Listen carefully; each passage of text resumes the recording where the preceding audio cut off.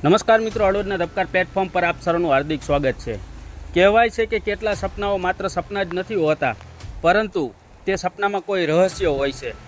જ્યારે કોઈ વ્યક્તિના સપનામાં કોઈ વાત જીવંત થાય તો શું થાય?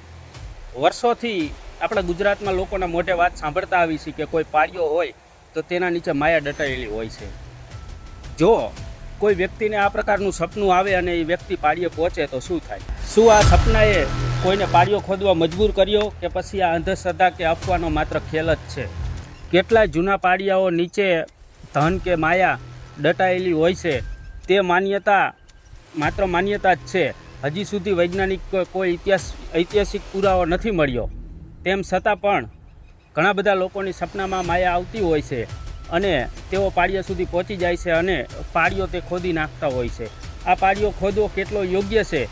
ઐતિહાસિકકારો તેમજ જે પાળિયા પ્રેમીઓ છે તેમાં જ્યારે આવા બનાવો આવતા હોય છે પાળીઓ ખોદી નાખવાના, ત્યારે રોષ ફાટી નીકળતો હોય છે। અત્યારે અમે છીએ હળવદ તાલુકાના રાણેકપર ગામના તળાવમાં। આ તળાવ ફરતે કેટલાય પાળિયાઓ આવેલા છે, તેમજ આ તળાવમાં અહીં એક જૂની પૌરાણિક વાવ આવેલી હતી, પણ કોઈ કારણોસર આ વાવ છે જે તોડી નાખવામાં આવી છે, પરંતુ તેના પથ્થરો આજે પણ મોજૂદ છે। અહીં એ વાતની સાક્ષી પુરાવે છે કે આ વાવથી કેટલાય લોકોની તરસ છીપતી હતી। તેમજ જે તળાવ ફરતા પાળિયા આવેલા છે તેમાંનો એક પાળિયો જે કોઈએ રાતના દરમિયાન ખોદી નાખ્યો છે।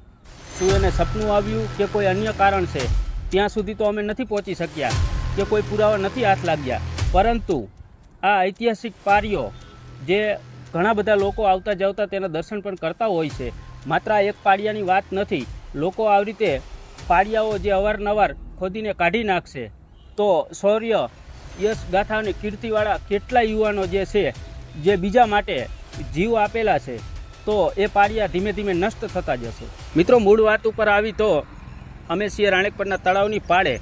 અહીં વર્ષો જૂનો એક પાળિયો આવેલો છે, જે પાળિયો જે છે તે રાત્રિના સમયે કોઈને કંઈ માયા સપનામાં આવ્યું હોય કે કોઈ અન્ય કારણ હોય એ તો ખ્યાલ નથી, પરંતુ સવારે જાગીને જોયું તો આ પાળિયો જે છે તે ખોદીને કાઢીને નાખી દીધો છે અને પાળિયાની બાજુમાં એક ખાડો જોવા મળી રહ્યો છે। એટલે કે આ ઐતિહાસિક પાળિયો કોઈ માયાની લાલચમાં ઐતિહાસિક પાળિયાને નુકસાન પહોંચાડ્યું છે। કોના દ્વારા પહોંચાડવામાં આવ્યું છે, કોણ હશે વ્યક્તિ કે આ પાળિયો કાઢી નાખ્યો છે, એ તો હજી ક્યાંક ખ્યાલ નથી, પરંતુ ઐતિહાસિકકારો જે છે, જે પાળિયા પ્રેમીઓ છે, આવા બનાવથી તેમાં રોષ ફાટી નીકળ્યો છે।